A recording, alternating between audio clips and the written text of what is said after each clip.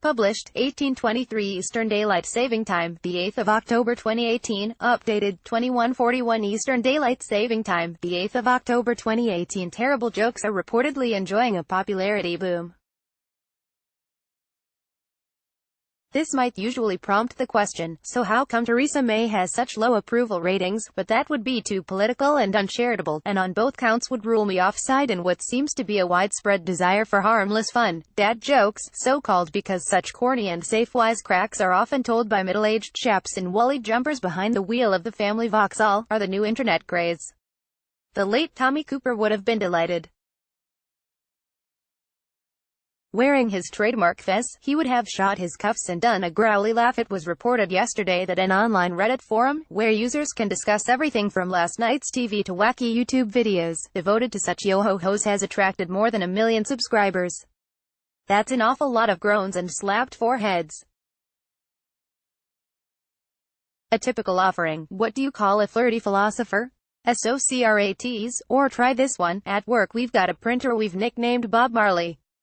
It's always jammin', or maybe you prefer this. I've just burned my Hawaiian pizza. I should have put it on aloha setting. Roll on the drums, please. Oh yes. The late Tommy Cooper would have been delighted. Wearing his trademark fez, he would have shot his cuffs and done a growly laugh.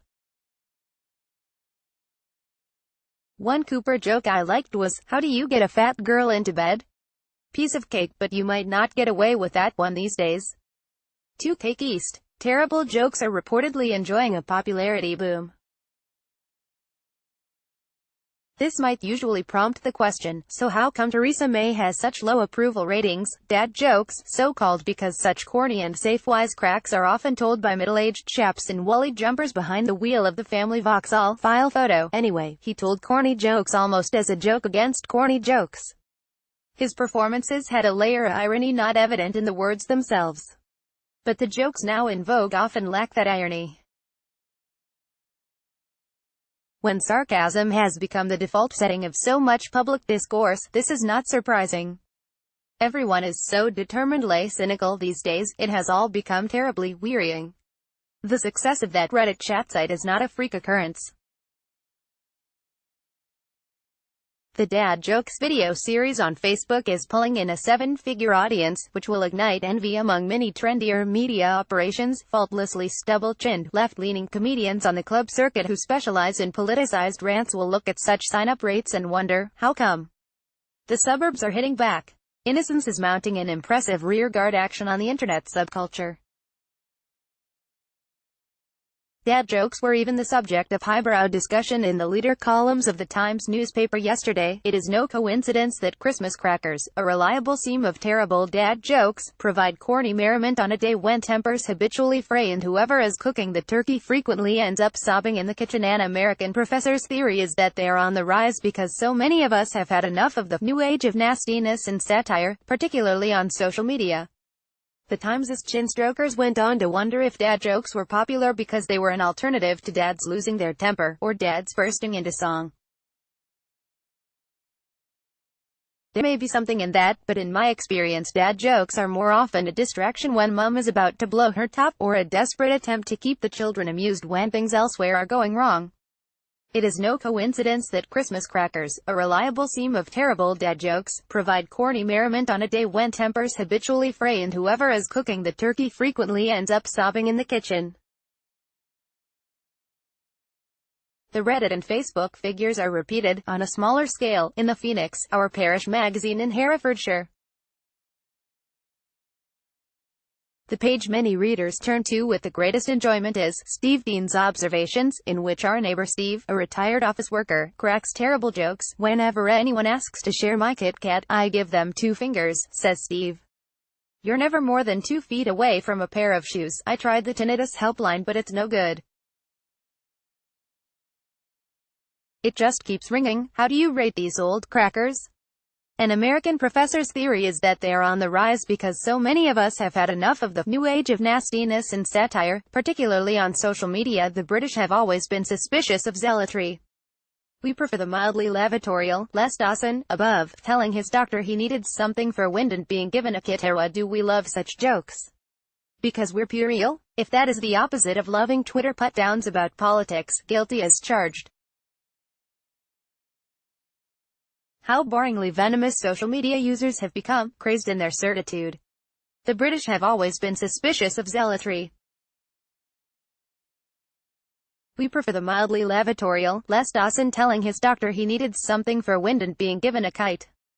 Or the two Ronnies gag about the retired general who confessed he hadn't kissed a woman since 1956. On hearing his friend's commiserations, he replied, "Mind you, it's only 2030 hours now. What do you count cows with a calculator? What do you call a woman who sounds like an ambulance? Nina, Dad, are you alright? No, I'm half left. I used to have a job at a calendar factory. I got the sock because I took a couple of days off."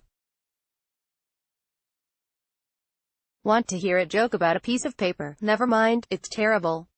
What do you call a factory that sells passable products? A satisfactory. Where do you learn to make ice cream? Sunday school. A ham sandwich walks into a bar and orders a beer. The bartender says, "Sorry, we don't serve food here. I wouldn't buy anything with Velcro. It's a complete rip-off." You know what's funny? A good joke. What do you call cheese that isn't yours? Nacho cheese. My friend begged me to stop singing Wonderwall. I said maybe. Why did the hairdresser win the race? He knew a shortcut. My wife suggested I wash the car with our son. I told her a sponge would be better. What did the ocean say to the shore? Nothing, it just waved. Two peanuts were walking down the street. One was assaulted. What do you call a male aunt? An uncle. How much does a millennial weigh? An Instagram. Two men walk into a bar, the third one ducks. Milk is the fastest liquid on earth. It's pasteurized before you even see it. Why is your nose in the middle of your face? Because it's the center. Have you ever heard the one about the overthrown frisbee? Don't worry, it'd just go over your head. What has two bottoms and kills people? An assassin. There's been an explosion at a cheese factory in Paris. There's nothing left but debris. What did the drummer call his daughters? Anna 1, Anna 2, Anna 3. I'll call you later. Please don't. Just call me Dad. What do you call a horse that moves around a lot? Unstable. I'm reading a book on the history of glue. I can't put it down. My daughter asked me to put the cat out. I didn't know it was on fire. I'll never date another apostrophe. The last one was too possessive. How many beers does it take to get an exotic bird drunk? 2 cans. I knew I shouldn't have had the seafood. I'm feeling a little ill. My son used to swallow coins pretty regularly when he was a child. I've definitely seen some change in him. What do you call someone who dresses up like a noodle? An impasta. Did you hear about the kidnapping at school? He woke up. What's the difference between an African elephant and an Indian elephant? About 5,000 miles. My wife keeps telling me to stop pretending to be butter, but I'm on a roll now.